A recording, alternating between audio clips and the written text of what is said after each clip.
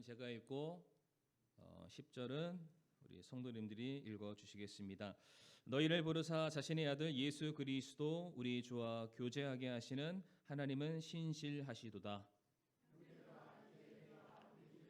그리스도의 이름으로 너희에게 간청하노니 너희는 다 같은 것을 말하고 너희 가운데 분쟁이 없이 같은 생각과 같은 판단 안에서 완전히 함께 결합하라. 아멘. 아버지 하나님 감사합니다. 이 시간 주실 하나님의 말씀을 우리들의 마음속에 깊이 새기게 하여 주옵시고 정말로 성도 사원 간의 사랑의 교제, 믿음의 교제가 더욱더 풍성히 넘치게 하여 주시옵소서. 예수님의 이름으로 기도를 드리옵니다. 아멘. 자리에 앉으시겠습니다. 오늘은 고린도전서 1장 9절에서 10절 말씀을 통해서 성경적인 교제란이라는 제목으로 말씀을 나누도록 하겠습니다. 25년도 올해의 우리 교회의 표현은 사랑으로 섬기며 친교하는 해입니다. 표에 걸맞게 올해는 교회 안에 우리 성도 상호 간의 친교 교제가 넘쳐났으면 좋겠습니다. 마침 이제 오늘 월초 각 회별 원래 모임, 기도 모임이죠. 제가 이 시간을 특별히 따로 이렇게 구분한 것은 저희들이 말씀을 듣는 일도 너무 소중하지만 우리가 사랑하는 지체들이죠. 우리 형제 자매들과 믿음의 교제, 사랑의 교제를 통하여서 우리가 받은 구원에 대해서 다시 한번 확인하고 서로 격려하면서 그들을 세워주는 일, 결국에는 우리가 말씀을 받아서 실천하는 것, 사랑을 증거하는 것, 그것이 우리의 사명이기 때문에 우리가 듣는 것도 중요하지만 들은 말씀을 우리 좌우에 있는 성도들에게 실천해 보는 그런 시간. 그렇기 때문에 우리 매월 첫째 주 원래의 모임을 성도님들 귀하게 여겨주시고 특별히 다른 약속들 다 제외하시고 함께 모여서 교제하는 일에 더욱더 힘써 주시기를 부탁을 드리겠습니다. 아멘이시죠? 네, 오늘 할 게 너무 많아서 빨리빨리 가겠습니다. 잘 따라오시길 바라고요. 참 세상 모임도 그들이 모이는 목적이 있어야 그 관계가 오래도록 지속이 됩니다. 그러니까 한두 번 만나는 것은 얼마든지 만날 수 있지만 그 모임의 분명한 목적과 방향성 그리고 이해 관계가 바로 서야만 그 관계는 오래도록 지속될 수 있고 그런 관계를 통해서 서로에게 유익함을 얻을 수가 있습니다. 그러한 차원에서 우리도 동일하게 친교, 교제, 모임이 이 교회 안에서 계속해서 지속되어야 되는데 과연 성경이 말하는 교제의 개념은 무엇인가? 그리고 교제의 기본 근간은 무엇일까?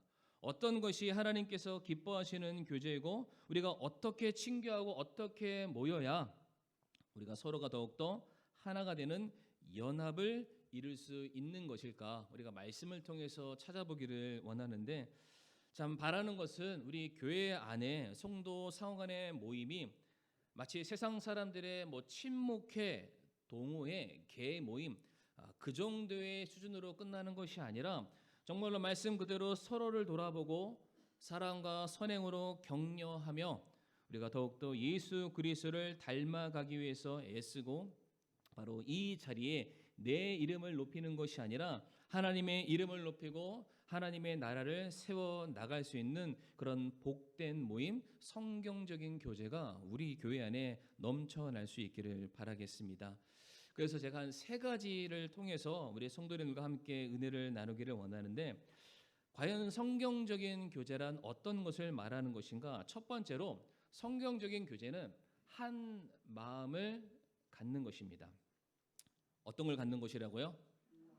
한 마음을 갖는 것입니다. 대답할 때까지 제가 계속 물어볼 겁니다.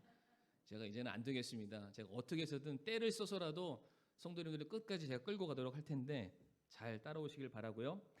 어느 단체나 모임에는 항상 대표가 있고요.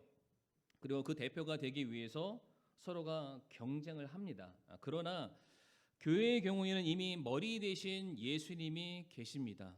그리고 그 예수님을 필두로 각 성도는 서로 경쟁하는 관계가 아니라 서로 돕는 관계, 협력하는 관계, 그리고 서로가 유기적으로 하나가 되는 관계를 맺어야만 합니다. 그러하게 교회 안에서 성도들은 서로 싸울 필요도 없고 경쟁할 필요도 없고 뭐 서로 질투하거나 서로 손가락질할 그런 필요도 없죠. 서로 돕고 도와줘야 될 그런 관계입니다. 오늘 본문 고린도전서 1장 9절 말씀 보게 되면은 교제에 대해서 우리에게 말씀을 하고 계시는데요. 우리 1장 9절 10절 말씀을 띄워 주시고 9절 말씀을 한번 주목해 보시게 되면 너희를 부르사, 그러니까 불렀다라는 그런 모임을 얘기하죠. 우리 교회의 모임을 말합니다. 너희를 부르사 자신의 아들 예수 그리스도 우리 주와 교제하게 하시는 하나님은 신실하시다라고 되어 있습니다. 그러니까 우리가 교제를 해야 되는데, 교제한다라는 것은 성도 상호 간에 무엇인가 이야기와 정보와 삶을 나누는 것을 말하겠지만, 성경이 우리에게 말하는 진정한 교제의 대상은 누구를 말하냐면 바로 우리 주님이다라고 말씀을 하고 계세요. 다시 말해서 우리가 이야기를 나누지만은 우리가 나누는 이 진정한 교제의 이 시간, 상황, 순간 속에서 우리가 바라보고 이야기해야 될 대상과 주제는 예수님이시다라고 되어 있습니다. 특별히 성도님들, 여기 교제라는 단어를 좀 주목해 보기를 원하는데, 이 교제라는 단어가 헬라어로는 한번 들어보셨을 텐데 코이노니아라고 말을 하고요. 이거를 영어로 바꾸면은 펠로우십이다라고도 쓸 수가 있습니다. 우리가 교제하면은 머릿속에 먼저 생각나는 개념이 무엇인가요? 교제를 나눈다, 이야기를 한다, 차 한 잔을 한다, 뭐 수다를 떤다, 뭐 이런 것도 될 수 있지만, 성경이 말하는 교제는 그런 것을 의미하지 않습니다. 여기서 말하는 교제의 원래의 의미를 살펴보게 되면은 좀 어려운 단어인데 동질화입니다. 동질화. 혹은 무엇을 함께 공유해서 너와 나의 상태가 비슷하게 되어져 가는 관계를 말하는 것이 코이노니아, 영어로 펠로우십이죠. 다시 말해서 우리는 교제를 통해서 닮아가야 된다는 거예요. 닮아가야 된다. 근데 누구를 닮아가야 되죠? 서로를 닮아가나요? 아니죠. 우리가 누구와 교제를 합니까? 주님과 교제를 하잖아요. 우리가 진정으로 닮아야 될 대상이 누구라고요? 예수님을 닮아가야만 한다.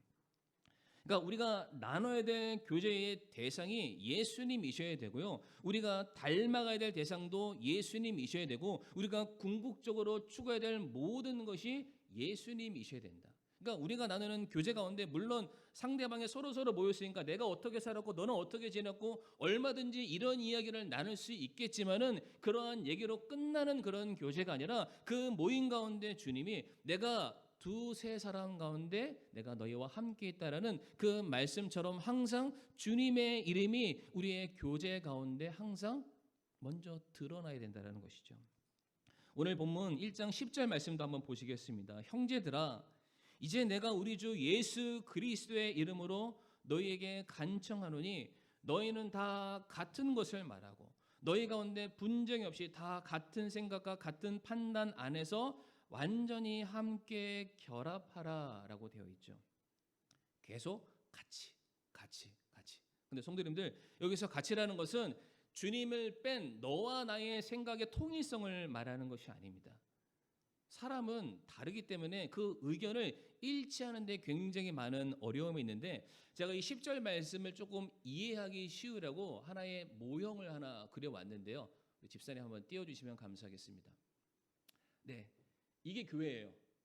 교회가 삼각형이라는 것이 아니라 교회 이러한 구조로 되어 있는데, 먼저 머리 대신 예수님이 계시고 그 밑에 나와 상대방, 성도 상호 간에 이와 같은 삼각형의 모형으로 우리가 함께 교제를 이루어가고 있습니다.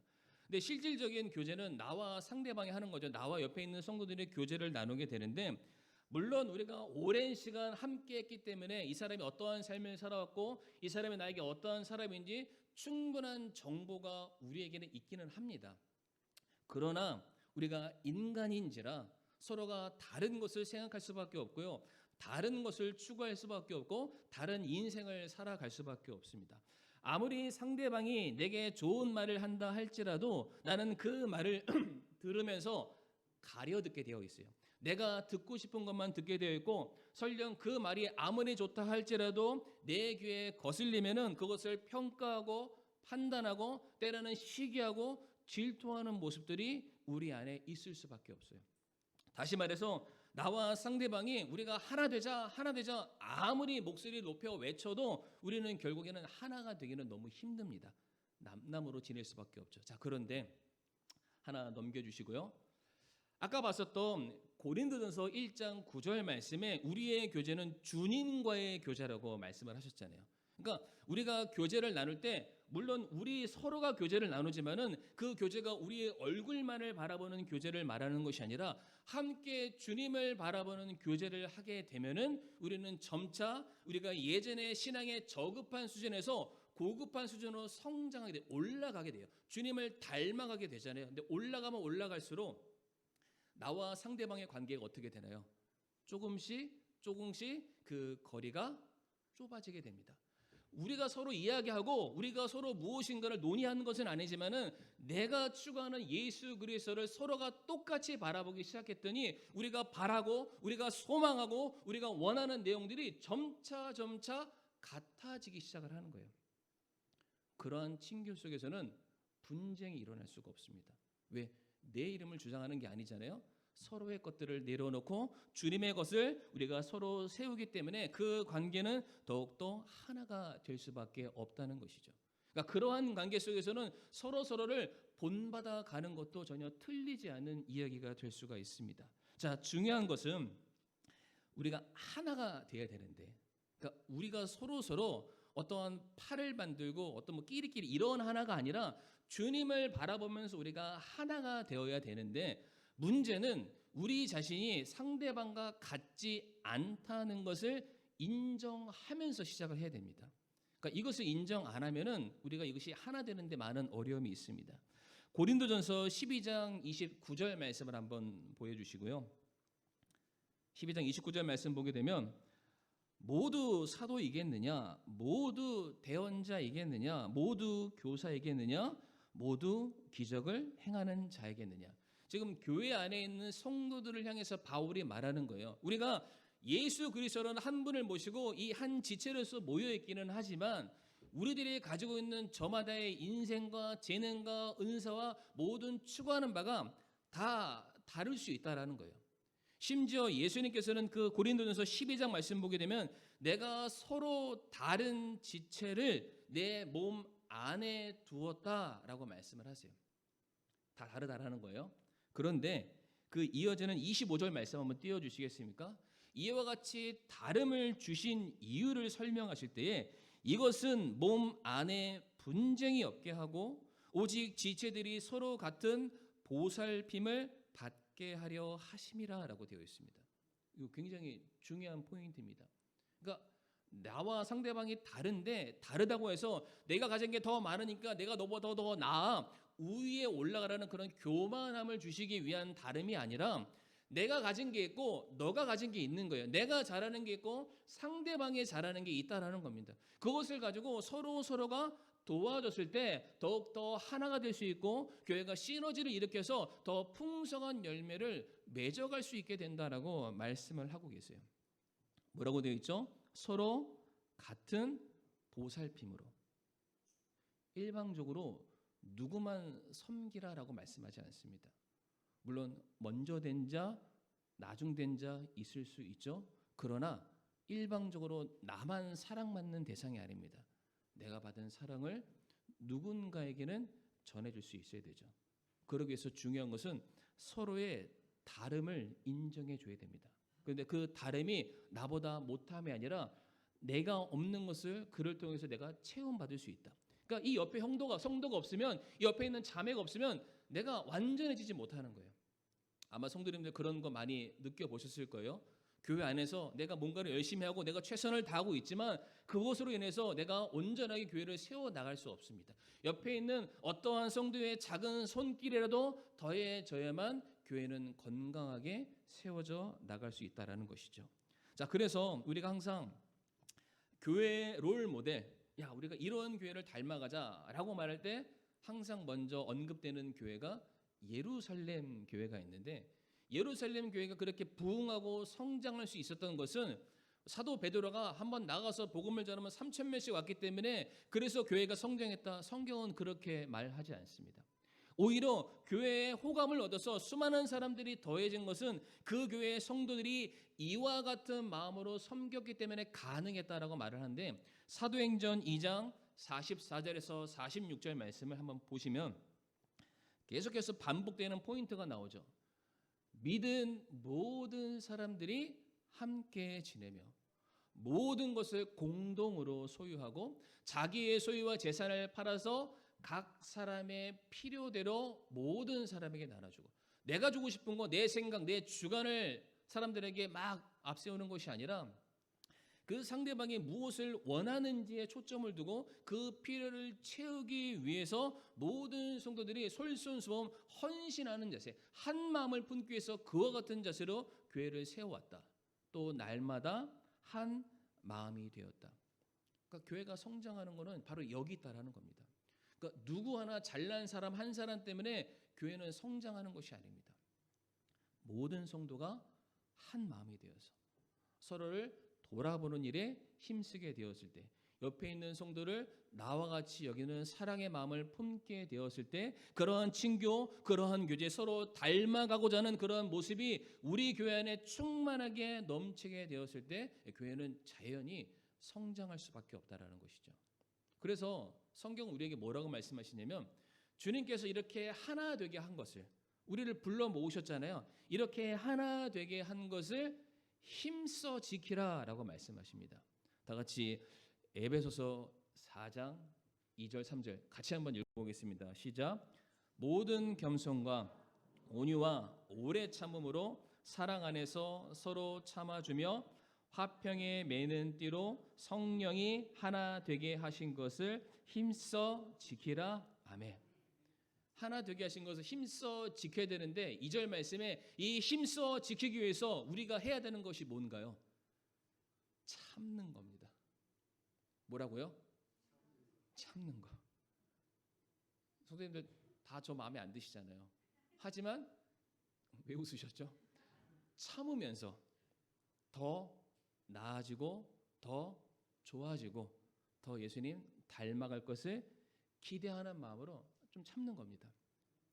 마찬가지 옆에 있는 성도들도 바라봤을 때 다 나같지 않잖아요. 다 나 같았으면 얼마나 좋겠어요. 나같지 않으니까 얼마나 화딱지가 나세요. 저 양반만 없으면 교회 나올 텐데, 이런 마음 품으실 때도 있으시잖아요. 그런데 그런 마음으로 시기, 질투, 분쟁하는 것이 아니라 참는 겁니다. 예수님도 우리 끝까지 참으시고 자녀 삼아서 자기 품 안에 거두셨던 것처럼, 우리들도 이 교회를 건강히 세워나가기 위해서는 옆에 있는 성도들을 참으면서 그들을 품어주고 그들과 하나 되기를 힘쓰는데 우리들의 모든 힘들을 쏟기를 바라겠습니다. 두 번째로 성경적인 교제란 무엇이냐면 바로 하나님의 말씀을 아는 것입니다. 굉장히 중요한 포인트죠.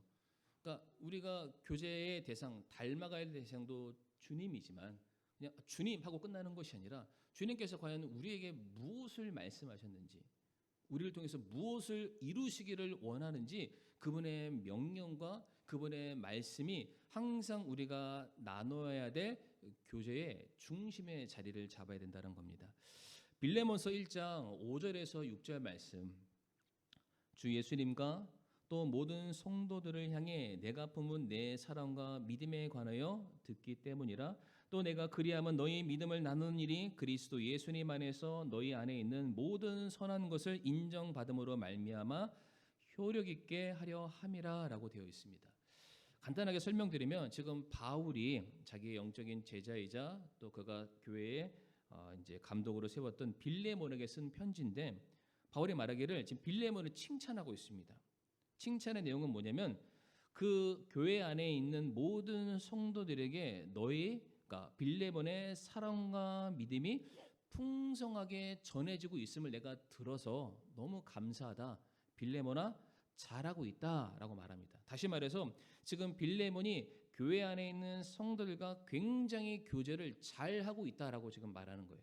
자, 그런데 어떠한 교제를 잘하냐? 그냥 빌레몬이 사람 좋아해서 잘 모아서 밥이나 먹고 이런 것들을 말하냐? 그러지 않고 6절 말씀 잘 보시게 되면 뭐라고 되어 있습니까? 너의 믿음을 나누는 일이라고 되어 있습니다. 성도들을 불러 모아서 뭘 잘하냐면은 뭐 놀기를 잘하고 먹기를 잘하고 놀러 오기를 잘하고 이런 것이 아니라 빌레몬이 했던 일이 무엇이냐면 그들을 모아놓고서 네가 가지고 있는 네가 확신하고 있는 그 믿음을 나누는 일을 잘했다라고 되어 있는데 그 믿음이란 대체 무엇을 말하냐? 6절 하반절에 나와 있습니다.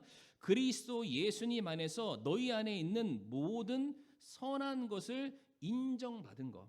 다시 말해서 빌레몬은 주님께서 내게 말씀하신 것을 그의 삶에 그대로 실천하고 순종하려고 애를 쓴 거예요. 그러면서 그가 얻은 열매들이 있겠죠. 순종에 대한 합당한 결실들이 있을 거 아니에요. 그것을 가지고 빌레몬이 모여있는 모든 성도들에게 나누기 시작한 거예요. 그랬더니 성도들이 빌레몬을 통해서 누구를 바라보기 시작하냐면 야, 하나님이 살아계시는구나. 하나님의 말씀은 진짜구나. 이 말씀대로 살아갔을 때 내 삶에 변화가 있고 열매가 있고 영향력을 끼칠 수 있구나. 사람들이 빌레몬을 통해서 주 안에서 확정된 선한 일이 무엇인지를 알게 되었다라고 말하고 있습니다. 빌레몬은 자기 이야기를 한 게 아닙니다. 믿음의 교제를 했습니다. 믿음이 무엇입니까? 믿음은 들음에서 나고 들음은 하나님의 말씀이다. 하나님의 말씀을 나누었을 때 교회가 건강히 세워지더라라는 겁니다. 성도님들, 제가 아무리 강대상에서 성도님들에게 이렇다 저렇다 설명을 다 해도 성도님들은 이 자리가 끝나는 순간 그냥 잊어버리시는 경우가 태반이시죠. 그러나 때때로 이 들은 말씀을 가지고 가족이 있는 자리에서 아니면 같은 친교하는 그런 모임 자리에서 서로가 내가 받은 그 은혜의 말씀이 오늘 이 시간의 삶에서 끝나는 것이 아니라 실제 내 삶 속에서 이렇게 살아봤더니 진짜 그 말씀이 살아있더라. 그 말씀을 통해서 내가 열매를 거두었더라. 이러한 교제를 하게 되면 그 교제는 더욱더 풍성해질 수밖에 없다라는 것이죠. 특별히 정말로 내가 누렸던 그 은혜를 서로 교제를 나누다 보면은 성도들이 깨닫게 됩니다. 이 시간에는 못 깨닫는데 이 강단에서 전해지는 원론적인 말씀이 실제 성도들의 삶에 생기 있게 사라져 나가게 됐을 때 그 은혜를 나누게 됐을 때 성도님들이 더 많이 깨닫게 되는 것들이 있어요. 그런 것들이 필요하다는 겁니다. 우리 교회에서는 강단에서 전해지는 말씀도 굉장히 중요하지만 내가 그 말씀으로 어떻게 살아왔는지를 성도들이 서로 교제하는 것도 너무 중요합니다. 그러한 차원에서 이 원래의 모임을 준비하는 것이고 꼭 원래의 모임만이 아니라 우리가 매주 만나잖아요. 매주 만났을 때 꼭 부탁드리는데 부동산 얘기, 뭐 정치 얘기, 뭐 연예인 이야기, 트로트 이야기. 제가 이번에 설날 때 저희 처가 때 가서 TV를 보는데 왜 이렇게 TV에서는 트로트만 나오는지 사방팔방 트로트만 나오더라고요. 그런 거 이야기 말고 주님께서 이 말씀을 통해서 우리 삶을 어떻게 역사하고 계신지 정말 저희가 그런 것들을 좀 나누었으면 좋겠습니다. 그런 교회가 정말로 살아있는 교회고 그런 교회가 주님께서 기뻐하시는 교회가 아니겠습니까? 그래서 에베소서 4장 13절 말씀 보면 이렇게 되어 있습니다. 마침내 우리가 다 믿음과 하나님의 아들을 아는 것에서 하나가 되어 우리가 에베소 교회를 향해 말하는 거잖아요. 모든 성도들을 향해서 말하기를 우리가 다 믿음과 하나님의 말씀을 통해서 하나님의 아들을 아는 것에서 하나가 되는 것이 중요하다고 되어 있습니다. 다른 것으로 우리가 일치단결할 필요가 없습니다. 뭐 지역과 출신과 혈통과 학교와 이런 걸로 우리가 하나 될 필요가 없고 뭐로 하나가 되야 되냐면은 말씀을 통해서 하나님이 어떠한 분이신지 하나님이 어떠한 성품을 갖고 계신 분이신지 그 하나님께서 우리를 통해서 어떠한 일을 이루기를 원하고 계시는지 우리가 구원받아 부름받은 그 합당한 본분을 이루어 나가는 일에 우리가 하나가 되어야 된다라고 말씀하세요. 그렇기 때문에 그냥 세상 얘기할 필요가 없습니다. 말씀으로 오직 하나님의 말씀으로 우리가 함께 교제해야 된다라는 것이죠. 세 번째로 넘어가겠습니다. 세 번째, 성경적인 교제를 위해서 우리에게 필요한 것은 무엇이냐면 바로 서로의 필요를 채우는 것입니다. 이건 한번 따라해 보겠습니다. 서로의 필요를 채워야 합니다. 여기까지 가야 이게 진정한 교제다라고 말씀드릴 수 있죠. 갈라디아서 6장 2절 말씀 보게 되면 너희는 서로 남의 짐들을 지라 그리하여 그리스도의 법을 성취하라라고 말씀하십니다. 그냥 사랑하라라고만 말씀하지 않으시고요. 그 사랑이 뭐로 가야 되냐면 실제 그 사람의 필요를 채워주는 것까지 가야만 결국에는 우리 안에 말씀이 이루어지는 것이다 라고 가르치고 계세요. 성도님들, 남의 짐들을 지고 계시나요? 특별히 우리 성도 사역안의 짐들을 지고 계시나요? 옆에 있는 성도들이 무엇 때문에 힘들어하고 무엇 때문에 어려워하고 무엇 때문에 지금 눈물을 흘리면서 기도하고 있는지 성도님들은 아시고 계시나요? 물론 제가 이렇게 말하면 성도님들이 이렇게 말씀하실 수 있어요. 저한테 이렇게 반문하시죠. 제 코가 석자입니다. 제 짐도 짊어지기 힘든데 어찌 제가 남의 짐을 짊어지겠습니까? 듣는 것도 고달프고 힘듭니다. 그냥 그렇게 알고만 있겠습니다. 그런데 여기서 말하는 남의 짐을 지라는 것은 뭐라고 설명할 수 있냐면 남의 짐을 100% 다 짊어지라는 게 아닙니다. 그러니까 굳이 하나 예를 들면은 그 마라톤 할 때 그 러닝 메이트라는 사람이 있어요. 옆에서 같이 페이스 조절해주는 그런 사람이 있죠. 그러니까 그런 사람이 되주라는 겁니다. 그 권투할 때 4강 릭 안에서 선수가 이렇게 잽잽 어퍼컷 이렇게 할 때 그 뒤에 그 코너에서 누가 같이 이렇게 하나요? 코치가 같이 잽 어퍼컷 같이 하잖아요. 그 사람이 권투하는 거 아니지만 똑같이 선수랑 막 뛰면서 소리를 지르면서 힘내라, 이렇게 해라, 저렇게 해라 이야기해주지 않습니까? 그 시골에 가면은 요즘에는 다 너무 좋아서 수도꼭지 탁 돌리면 다 나오지만 옛날에는 뭐가 있었지? 이렇게 쓱싹 하면서 우물이 있었죠. 예, 펌프는 최근 거고 우물이 있게 있습니다. 근데 이게 처음부터 이렇게 한다고 나오지 않죠. 뭘 조금 넣어줘야 됩니다. 넣어줘야 그 다음부터 물이 꿀꺽꿀꺽 하면서 쭉 나오잖아요. 그걸 뭐라고 말하죠? 마중물. 딱 요 정도가 서로의 짐을 지는 겁니다.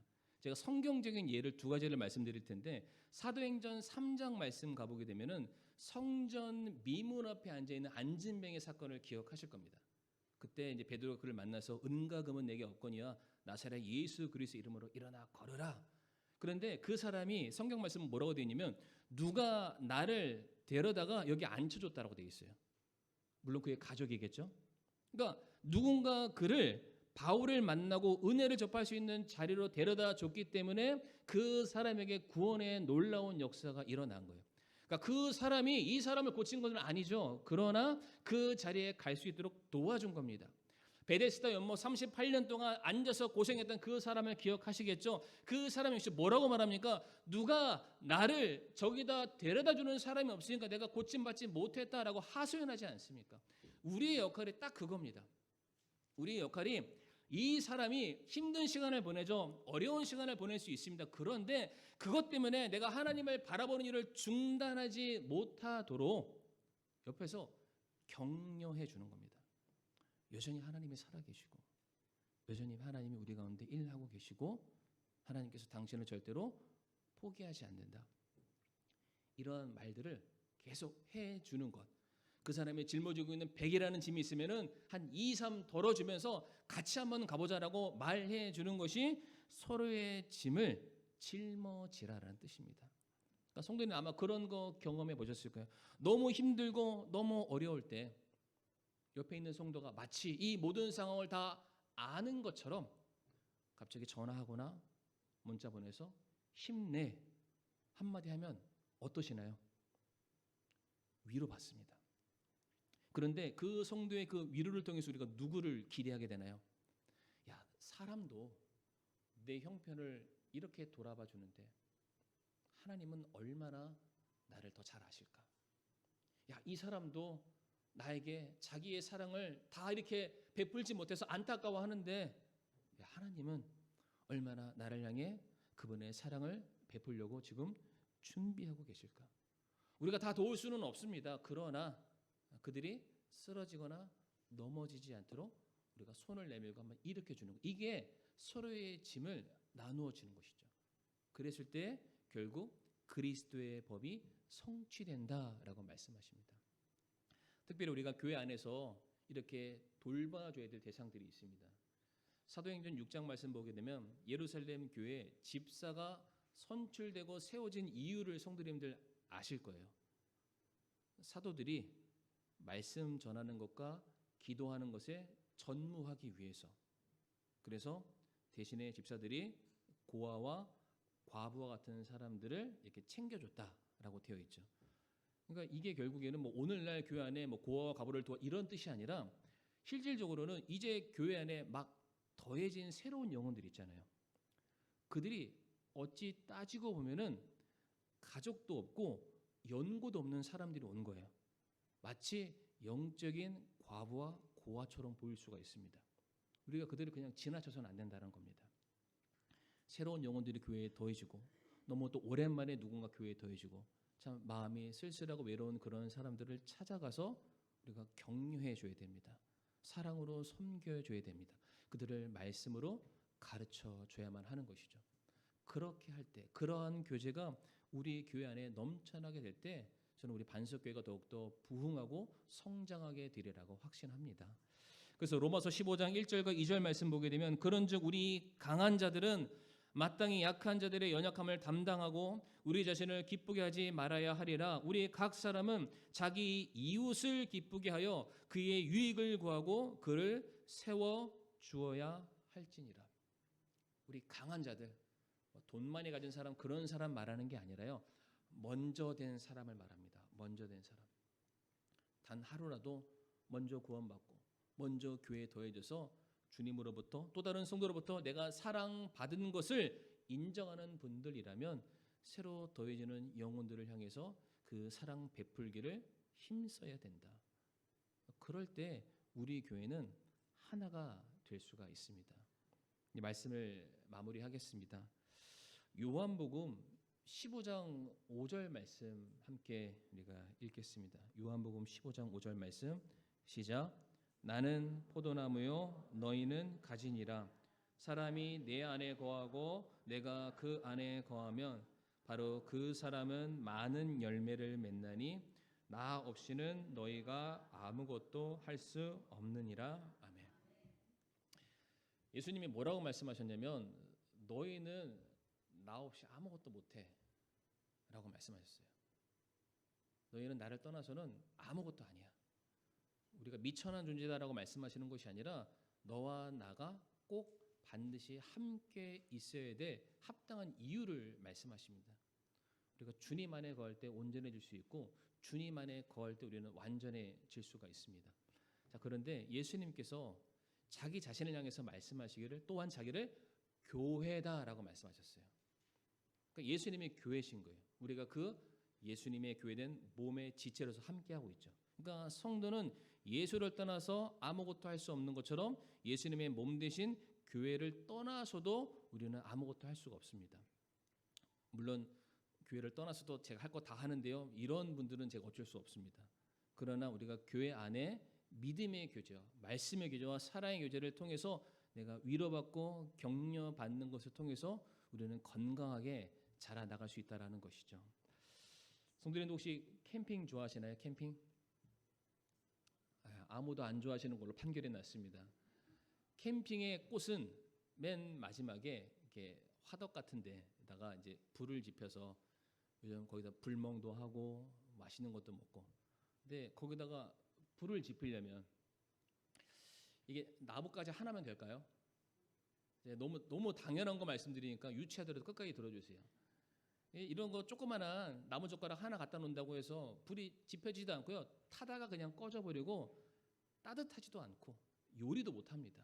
그러니까 결국에는 따뜻하고 잘 붓기도 하고 모든 것을 다 할 수 있으려면 충분한 장작들이 모여 있어야만 거기 안에 조그마한 불이 딱 하고 더해져도 엄청난 화력을 붓게 되어 있습니다. 이게 서로 나뉘어져 있으면 안 돼요. 같이 모여 있어야 되고 그 모인 곳에 불이 붙어야만 제대로 된 일들을 감당할 수가 있습니다.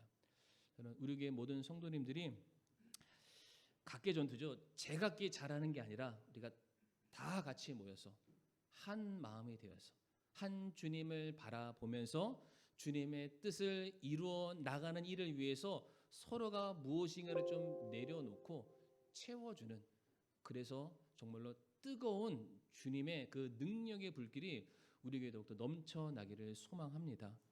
이 일을 위해서 우리 성도님들이 적극적으로 참여해 주시기를 바라고, 마지막으로 말씀드리는 것은 오늘 원래 모임 때 교제하실 때 제가 그렇게 써놨어요. 뭘 써놨냐면, 우리가 이제 올 상반기 중으로 우리 교회를 이제 지금 예배에 참석하지 못하고 계시는 기존 성도들, 우리가 그들을 어떻게 해서든 다시 한번 교회로 인도해 오기를 원합니다. 그러니까 우리가 찾아가고 관심을 쏟아야 돼 우리 동일한 성도들은 누가 있을까?